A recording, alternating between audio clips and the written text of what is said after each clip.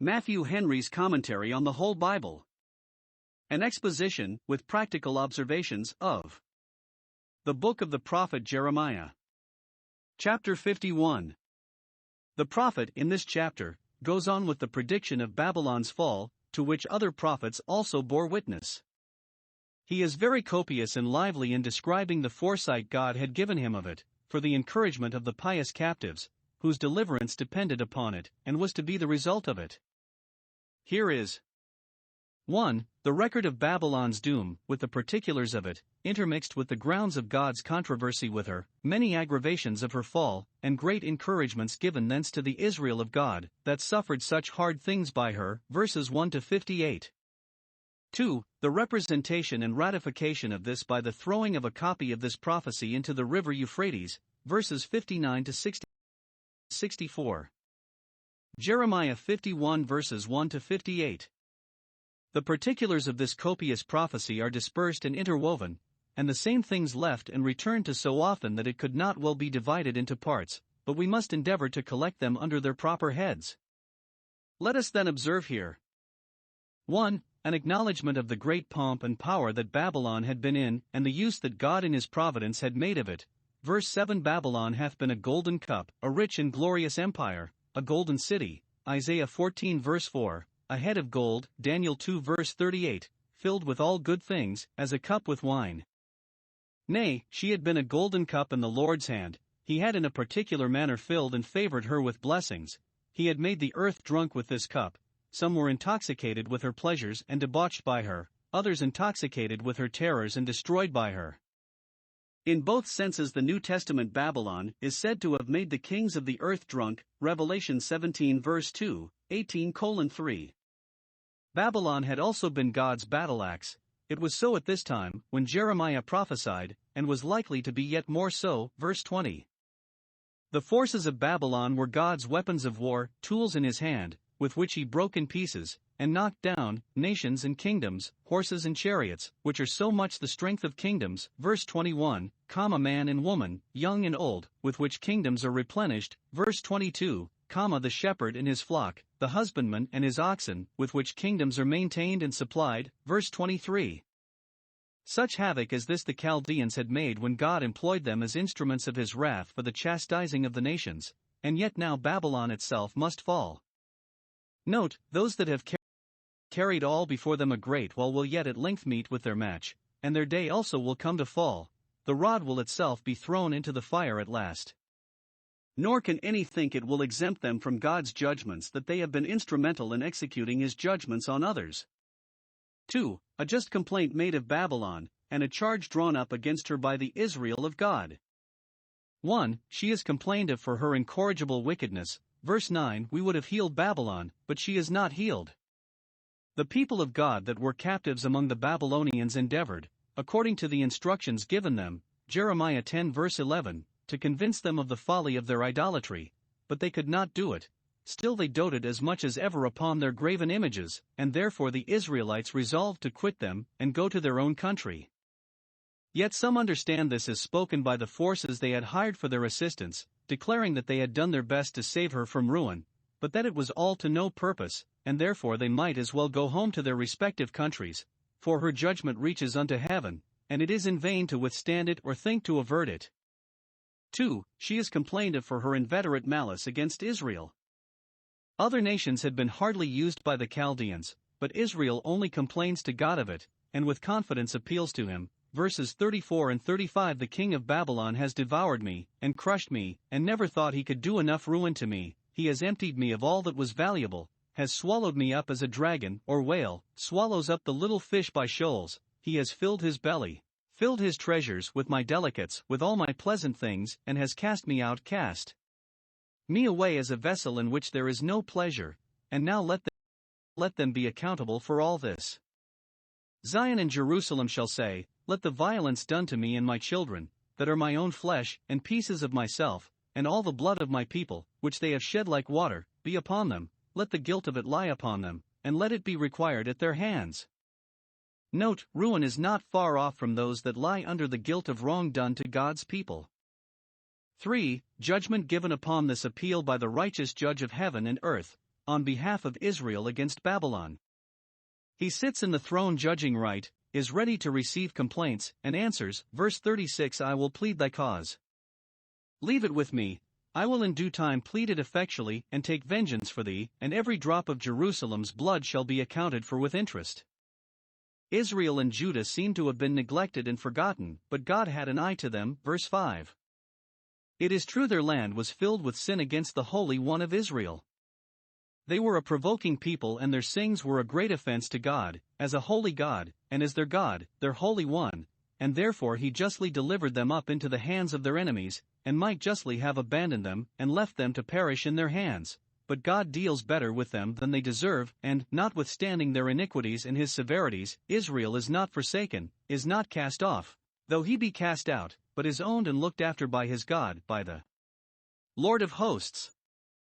God is his God still, and will act for him as the Lord of hosts, a God of power. Note, though God's people may have broken his laws and fallen under his rebukes, yet it does not therefore follow that they are thrown out of covenant, but God's care of them and love to them will flourish again. Psalm 89 verses 30 to 33. The Chaldeans thought they should never be called to an account for what they had done against God's Israel, but there is a time fixed for vengeance, verse 6. We cannot expect it should come sooner than the time fixed, but then it will come. He will render unto Babylon a recompense, for the avenging of Israel is the vengeance of the Lord, who espouses their cause. It is the vengeance of his temple, verse 11, as before, chapter 50 verse 28. The Lord God of recompenses, the God to whom vengeance belongs, will surely requite, verse 56, will pay them home. He will render unto Babylon all the evil they have done in Zion, verse 24. He will return it in the sight of his people. They shall have the satisfaction to see their cause pleaded with jealousy. They shall not only live to see those judgments brought upon Babylon, but they shall plainly see them to be the punishment of the wrong they have done to Zion. Any man may see it, and say, Verily there is a God that judges in the earth, for just as Babylon has caused the slain of Israel to fall, has not only slain those that were found in arms, but all without distinction, even all the land, almost all were put to the sword. So at Babylon shall fall the slain not only of the city, but of all the country, verse 49. Cyrus shall measure to the Chaldeans the same that they measured to the Jews, so that every observer may discern that God is recompensing them for what they did against his people, but Zion's children shall in a particular manner triumph in it. Verse 10. The Lord has brought forth our righteousness, he has appeared in our behalf against those that dealt unjustly with us, and has given us redress. He has also made it to appear that he is reconciled to us, and that we are yet in his eyes a righteous nation. Let it therefore be spoken of to his praise. Come and let us declare in Zion the work of the Lord our God, that others may be invited to join with us in praising him. For a declaration of the greatness and sovereignty of that God who espouses Zion's cause and undertakes to reckon with this proud and potent enemy, verse 14. It is the Lord of hosts that has said it, that has sworn it by himself, for he could swear by no greater, that he will fill Babylon with vast and incredible numbers of the enemy's forces, will fill it with men as with caterpillars, that shall overpower it will multitudes, and need only to lift up a shout against it, for that shall be so terrible as to dispirit all the inhabitants, and make them an easy prey to this numerous army. But who and where is he that can break so powerful a kingdom as Babylon? The prophet gives an account of him from the description he had formerly given of him, and of his sovereignty and victory over all pretenders, Jeremiah 10 verses 12 to 16, which was there intended for the conviction of the Babylonian idolaters and the confirmation of God's Israel in the faith and worship of the God of Israel, and it is here repeated to show that God will convince those by his judgments who would not be convinced by his word that he is God over all. Let not any doubt, but that he who has determined to destroy Babylon is able to make his words good for 1. He is the God that made the world, verse 15, and therefore nothing is too hard for him to do. It is in his name that our help stands, and on him our hope is built. 2. He has the command of all the creatures that he has made, verse 16, his providence is a continued creation. He has wind and rain at his disposal. If he speak the word, there is a multitude of waters in the heavens, and it is a wonder how they hang there, fed by vapors out of the earth, and it is a wonder how they ascend thence. Lightnings and rain seem contraries, as fire and water, and yet they are produced together, and the wind, which seems arbitrary in its motions, and we know not whence it comes, is yet, we are sure, brought out of his treasuries. 3. The idols that oppose the accomplishment of his word are a mere sham, and their worshippers brutish people, verses 17 and 18. The idols are falsehood, they are vanity, they are the work of errors. When they come to be visited, to be examined and inquired into, they perish, that is, their reputation sinks and they appear to be nothing, and those that make them are like unto them. But between the God of Israel and these gods of the heathen there is no comparison. Verse 19. The portion of Jacob is not like them. The God who speaks this, and will do it, is the former of all things, and the Lord of all hosts, and therefore can do what he will. And there is a near relation between him and his people, for he is their portion and they are his. They put a confidence in him as their portion, and he is pleased to take a complacency in them, and a particular care of them as the lot of his inheritance, and therefore he will do what is best for them. The repetition of these things here, which were said before, intimates both the certainty and the importance of them, and obliges us to take special notice of them. God hath spoken once, yea, twice have we heard this, that power belongs to God, power to destroy the most formidable enemies of his church. And if God thus speak once, yea, twice, we are inexcusable if we do not perceive it and attend to it. 5. A description of the instruments that are to be employed in this service. God has raised up the spirit of the kings of the Medes, verse 11, Darius and Cyrus, who come against Babylon by a divine instinct, for God's device is against Babylon to destroy it. They do it, but God devised it, he designed it, they are but accomplishing his purpose, and acting as he directed. Note, God's counsel shall stand, and according to it all hearts shall move. Those whom God employs against Babylon are compared, verse 1, to a destroying wind, which either by its coldness blasts the fruits of the earth, or by its fierceness blows down all before it. This wind is brought out of God's treasuries, verse 16, and it is here said to be raised up against those that dwell in the midst of the Chaldeans, those of other nations that inhabit among them, and are incorporated with them. The Chaldeans rise up against God by falling down before idols, and against them God will raise up destroyers, for he will be too hard for those that contend with him. These enemies are compared to fanners, verse 2, who shall drive them away as chaff is driven away by the fan. The Chaldeans had been fanners to winnow God's people, chapter 15 verse 7, and to empty them, and now they shall themselves be in like manner despoiled and dispersed. 6. An ample commission given them to destroy and lay all waste. Let them bend their bow against the archers of the Chaldeans, verse 3, and not spare her young men, but utterly destroy them, for the Lord has both devised and done what he spoke against Babylon, verse 12. This may animate the instruments he employs, but assuring them of success. The methods they take are such as God has devised, and therefore they shall surely prosper. What he has spoken shall be done, for he himself will do it, and therefore let all necessary preparations be made. This they are called to, verses 27 and 28. Let a standard be set up, under which to enlist soldiers for this expedition. Let a trumpet be blown to call men together to it and animate them in it. Let the nations, out of which Cyrus's army is to be raised, prepare their recruits. Let the kingdoms of Ararat, and Minni and Ashkenaz, of Armenia, both the higher and the lower, and of Ascania, about Phrygia and Bithynia, send in their quota of men for his service. Let general officers be appointed, and the cavalry advance. Let the horses come up in great numbers, as the caterpillars, and come, like them, leaping and pawing in the valley. Let them lay the country waste, as caterpillars do, Joel 1 verse 4, especially rough caterpillars. Let the kings and captains prepare nations against Babylon, for the service is great, and there is occasion for. 7. The weakness of the Chaldeans, and their inability to make head against this threatening destroying force. When God employed them against other nations, they had spirit and strength to act offensively, and went on with admirable resolution, conquering and to conquer. But now that it comes to their turn to be reckoned with, all their might and courage are gone, their hearts fail them, and none of all their men of might and mettle have found their hands to act so much as defensively. They are called upon here to prepare for action, but it is ironically, and in an upbraiding way. Verse 11. Make bright the arrows, which have grown rusty through disuse. Gather the shields, which in a long time of peace and security have been scattered and thrown out of the way. Verse 12. Set up the standard upon the walls of Babylon, upon the towers on those walls, to summon all that owed suit and service to that mother city, now to come into her assistance. Let them make the watches strong. as they can, and appoint the sentinels to their respective posts, and prepare ambushes for the reception of the enemy. This intimates that they would be found very secure and remiss, and would need to be thus quickened, and they were so to such a degree that they were in the midst of their revels when the city was taken, but that all their preparations should come to no purpose. Whoever will may call them to it, but they shall have no heart to come at the call. Verse 29. The whole land shall tremble, and sorrow, a universal consternation, shall seize upon them, for they shall see both the irresistible arm, and the irreversible counsel and decree of God against them.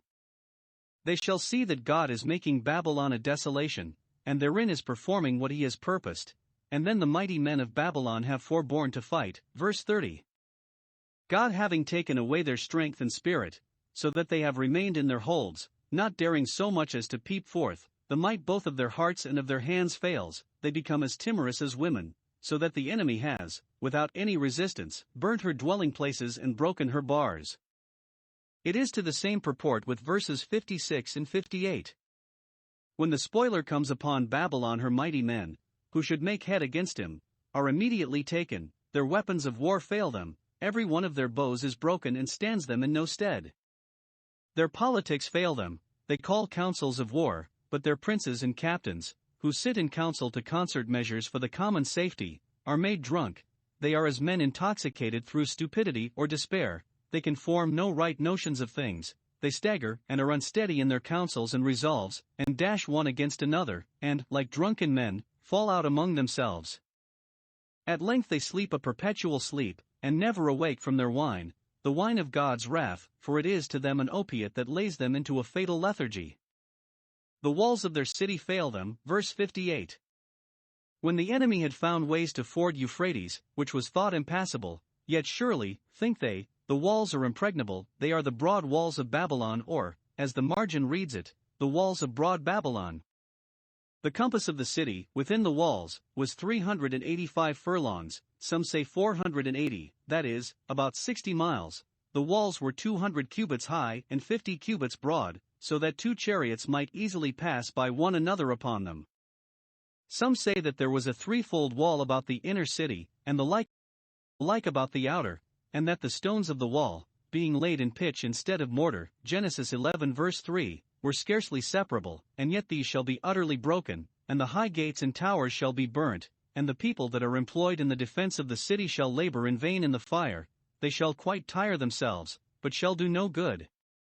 8. The destruction that shall be made of Babylon by these invaders. 1. It is a certain destruction, the doom has passed, and it cannot be reversed. A divine power is engaged against it, which cannot be resisted. Verse 8. Babylon is fallen and destroyed, is as sure to fall into destruction, as if it were fallen and destroyed already, though when Jeremiah prophesied this, and many a year after, it was in the height of its power and greatness. God declares, God appears against Babylon. Verse 25. Behold, I am against thee, and those cannot stand long whom God is against. He will stretch out his hand upon it, a hand which no creature can bear the weight of nor withstand the force of. It is his purpose, which shall be performed, that Babylon must be a desolation. Verse 29. 2. It is a righteous destruction. Babylon has made herself meet for it, and therefore cannot fail to meet with it. For, verse 25, Babylon has been a destroying mountain, very lofty and bulky as a mountain, and destroying all the earth, as the stones that are tumbled from high mountains spoil the grounds about them, but now it shall itself be rolled down from its rocks, which were as the foundations on which it stood. It shall be leveled, its pomp and power broken. It is now a burning mountain, like Etna and the other volcanoes, that throw out fire, to the terror of all about them. But it shall be a burnt mountain, it shall at length have consumed itself, and shall remain a heap of ashes. So will this world be at the end of time. Again, verse 33, Babylon is like a threshing floor, in which the people of God have been long threshed, as sheaves in the floor, but now the time has come that she shall herself be threshed and her sheaves in her. Her princes and great men, and all her inhabitants, shall be beaten in their own land, as in the threshing floor. The threshing floor is prepared. Babylon is by sin made meet to be a seat of war, and her people, like corn in harvest, are ripe for destruction. Revelation 14 verse 15, Micah 4 verse 12. 3. it is an unavoidable destruction. Babylon seems to be well fenced and fortified against it. She dwells upon many waters. Verse 13. The situation of her country is such that it seems inaccessible, it is so surrounded, and the march of an enemy into it so embarrassed by rivers. In allusion to this, the New Testament Babylon is said to sit upon many waters, that is, to rule over many nations, as the other Babylon did. Revelation 17 verse 15.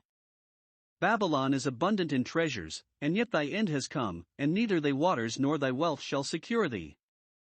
This end that comes shall be the measure of thy covetousness, it shall be the stint of thy gettings, it shall set bounds to thy ambition and avarice, which otherwise would have been boundless. God, by the destruction of Babylon, said to its proud waves, hitherto shall you come, and no further. Note, if men will not set a measure to their covetousness by wisdom and grace, God will set a measure to it by his judgments. Babylon, thinking herself very safe and very great, was very proud, but she will be deceived. Verse 53. Though Babylon should mount her walls and palaces up to heaven, and though, because what is high is apt to totter, she should take care to fortify the height of her strength, yet all will not do. God will send spoilers against her, that shall break through her strength and bring down her height. For it is a gradual destruction, which, if they had pleased, they might have foreseen, and had warning of. For, verse 46, a rumor will come 1 year that Cyrus is making vast preparations for war, and after that, in another year, shall come a rumor that his design is upon Babylon, and he is steering his course that way, so that when he was a great way off they might have sent and desired conditions of peace, but they were too proud, too secure, to do that, and their hearts were hardened to their destruction. 5. Yet, when it comes, it is a surprising destruction. Babylon has suddenly fallen. Verse 8. The destruction came upon them when they did not think of it, and was perfected in a little time, as that of the New Testament Babylon in 1 hour. Revelation 18 verse 17. The king of Babylon, who should have been observing the approaches of the enemy, was himself at such a distance from the place where the attack was made that it was a great while ere he had noticed that the city was taken, so that those who were posted near the place sent one messenger, one courier, after another, with advice of it. Verse 31. The footposts shall meet at the court from several quarters with this intelligence to the king of Babylon that his city is taken at one end, and there is nothing to obstruct the progress of the conquerors, but they will be at the other end quickly. They are to tell him that the enemy has seized the passes. Verse 32, the forts or blockades upon the river, and that, having got over the river, he has set fire to the reeds on the riverside, to alarm and terrify the city, so that all the men of war are affrighted, and have thrown down their arms and surrendered at discretion. The messengers come, like Jobs, one upon the heels of another, with these tidings, which are immediately confirmed with a witness by the enemies being in the palace, and slaying the king himself. Daniel 5 verse 30.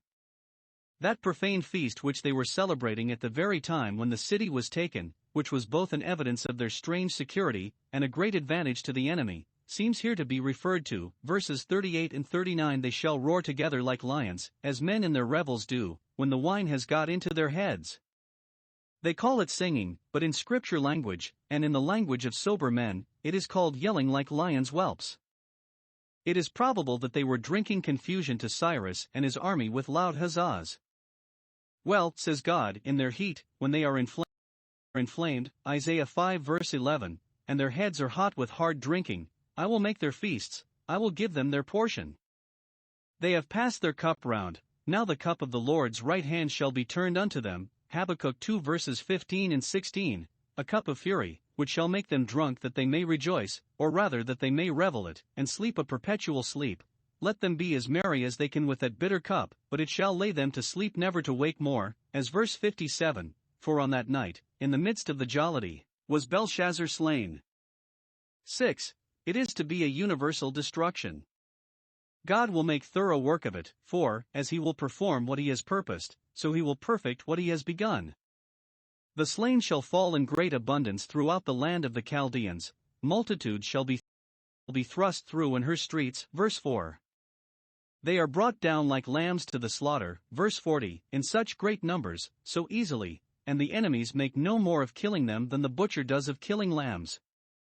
The strength of the enemy, and their invading them, are here compared to an eruption and inundation of waters. Verse 42. The sea has come up upon Babylon, which, when it has once broken through its bounds, there is no fence against, so that she is covered with the multitude of its waves, overpowered by a numerous army.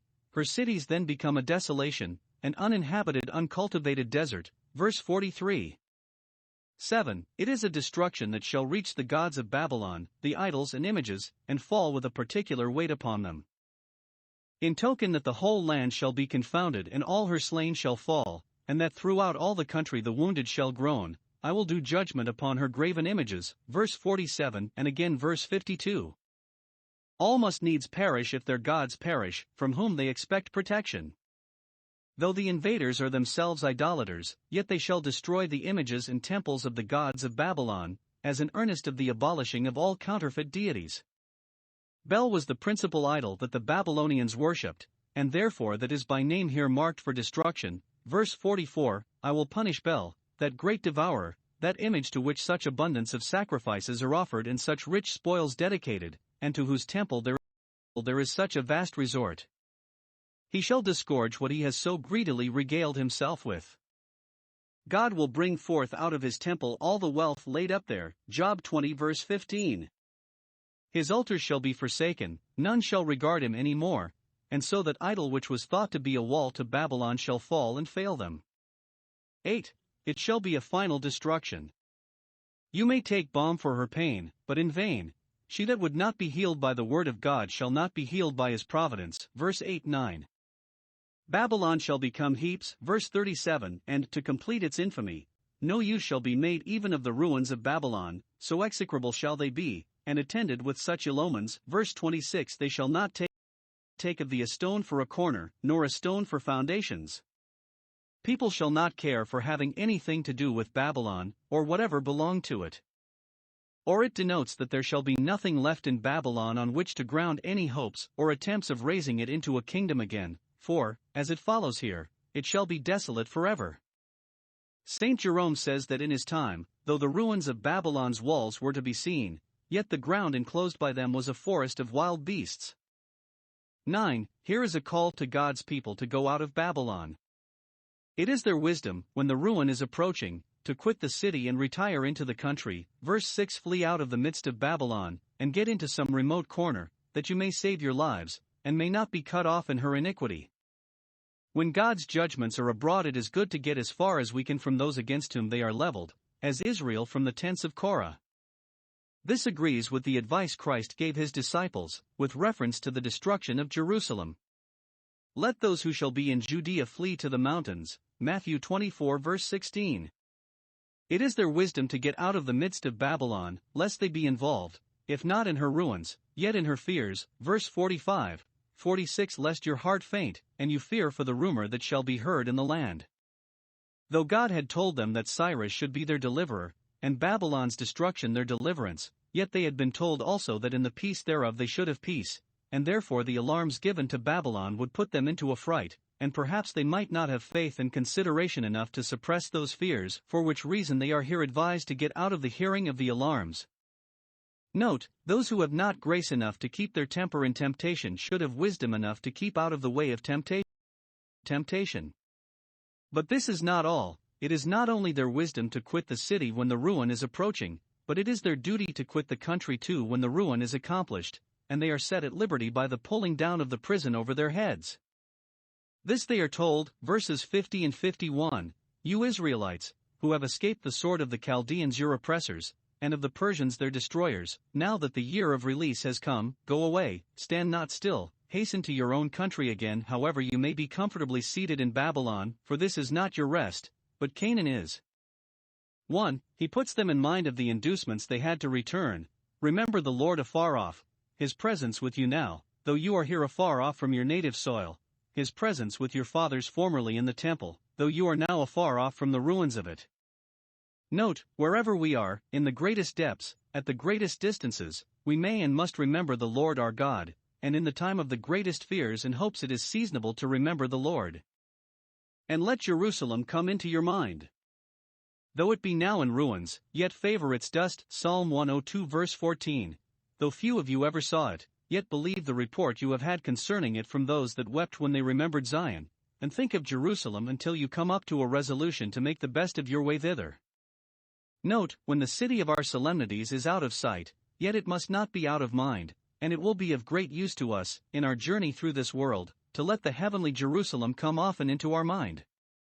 2. He takes notice of the discouragement which the returning captives labor under. Verse 51. Being reminded of Jerusalem, they cry out, "We are confounded, we cannot bear the thought of it. Shame covers our faces at the mention of it, for we have heard of the reproach of the sanctuary, that is profaned and ruined by strangers. How can we think of it with any pleasure?" To this he answers, verse 52, that the God of Israel will now triumph over the gods of Babylon, and so that reproach will be forever rolled away. Note, the believing prospect of Jerusalem's recovery will keep us from being ashamed of Jerusalem's ruins.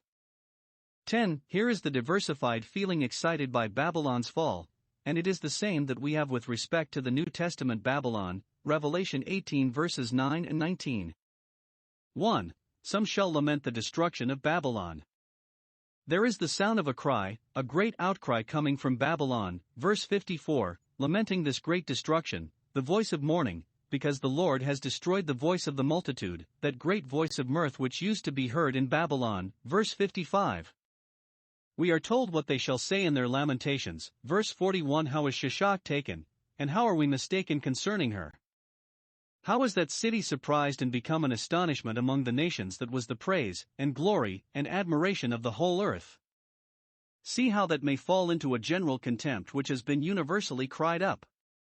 2. Yet some shall rejoice in Babylon's fall, not as it is the misery of their fellow creatures, but as it is the manifestation of the righteous judgment of God, and as it opens the way for the release of God's captives. Upon these accounts the heaven and the earth, and all that is in both, shall sing for Babylon. Verse 48. The church in heaven and the church on earth shall give to God the glory of his righteousness, and take notice of it with thankfulness to his praise. Babylon's ruin is Zion's praise. Jeremiah 51 verses 59 to 64. We have been long attending the judgment of Babylon in this, and the foregoing chapter. Now here we have the conclusion of that whole matter. 1. A copy is taken of this prophecy. It should seem by Jeremiah himself, for Baruch his scribe is not mentioned here. Verse 60. Jeremiah wrote in a book all these words that are here written against Babylon. He received this notice that he might give it to all whom it might concern. It is of great advantage both to the propagating and to the perpetuating of the word of God to have it written, and to have copies taken of the law, prophets, and epistles. 2. It is sent to Babylon, to the captives there, by the hand of Sariah, who went their attendant on or ambassador for King Zedekiah, in the 4th year of his reign. Verse 59. He went with Zedekiah, or, as the margin reads it, on the behalf of Zedekiah, into Babylon. The character given of him is observable, that this Sariah was a quiet prince, a prince of rest. He was in honor and power, but not, as most of the princes then were, hot and heady, making parties, and heading factions, and driving things furiously. He was of a calm temper, studied the things that made for peace, endeavored to preserve a good understanding between the king his master and the king of Babylon, and to keep his master from rebelling. He was no persecutor of God's prophets, but a moderate man. Zedekiah was happy in the choice of such a man to be his envoy to the king of Babylon, and Jeremiah might safely entrust such a man with his errand too. Note, it is the real honor of great men to be quiet men, and it is the wisdom of princes to put such into places of trust. 3. Sariah is desired to read it to his countrymen that had already gone into captivity. When thou shalt come to Babylon, and shalt see what a magnificent place it is, how large a city, how strong, how rich, and how well fortified, and shalt therefore be tempted to think, surely, it will stand forever, as the disciples, when they observed the buildings of the temple, concluded that nothing would throw them down, but the end of the world. Matthew 24 verse 3, then thou shalt read all these words to thyself and thy particular friends, for their encouragement in their captivity. Let them with an eye of faith see to the end of these threatening powers, and comfort themselves, and one another herewith. For he is directed to make a solemn protestation of the divine authority and unquestionable certainty of that which he had read. Verse 62. Then thou shalt look up to God, and say, O Lord, it is thou that hast spoken against this place, to cut it off. This is like the angel's protestation concerning the destruction of the New Testament Babylon. These are the true sayings of God, Revelation 19 verse 9. These words are true and faithful, Revelation 21 verse 5. Though Sariah sees Babylon flourishing, having read this prophecy he must foresee Babylon falling, and by virtue of it must curse its habitation, though it be taking root. Job 5 verse 3. O Lord, Thou hast spoken against this place, and I believe what Thou hast spoken, that, as Thou knowest everything, so Thou canst do everything. Thou hast passed sentence upon Babylon, and it shall be executed. Thou hast spoken against this place, to cut it off, and therefore we will neither envy its pomp nor fear its power. When we see what this world is, how glittering its shows are, and how flattering its proposals, let us read in the book of the Lord that its fashion passes away, and it shall shortly be cut off and be desolate forever, and we shall learn to look upon it with a holy contempt. Observe here, when we have been reading the Word of God, it becomes us to direct to Him whose Word it is a humble believing acknowledgement of the truth, equity, and goodness of what we have read. 5. He must then tie a stone to the book and throw it into the midst of the river Euphrates, as a confirming sign of the things contained in it, saying, Thus shall Babylon sink, and not rise, for they shall be weary, they shall perfectly succumb, as men tired with a burden, under the load of the evil that I will bring upon them, which they shall never shake off, nor get from under. Verse 53, 64. In the sign it was the stone that sunk the book, which otherwise would have swum. But in the thing signified it was rather the book that sunk the stone. It was the divine sentence passed upon Babylon in this prophecy that sunk that city, which seemed as firm as a stone. The fall of the New Testament Babylon was represented by something like this, but much more magnificent. Revelation 18 verse 21. A mighty angel cast a great millstone into the sea, saying, Thus shall Babylon fall. Those that sink under the weight of God's wrath and curse sink irrecoverably. The last words of the chapter seal up the vision and prophecy of this book. Thus far are the words of Jeremiah. Not that this prophecy against Babylon was the last of his prophecies, for it was dated in the 4th year of Zedekiah, verse 59, long before he finished his testimony, but this is recorded last of his prophecies because it was to be last accomplished of all his prophecies against the Gentiles, chapter 46 verse 1. And the chapter which remains is purely historical and, as some think, was added by some other hand.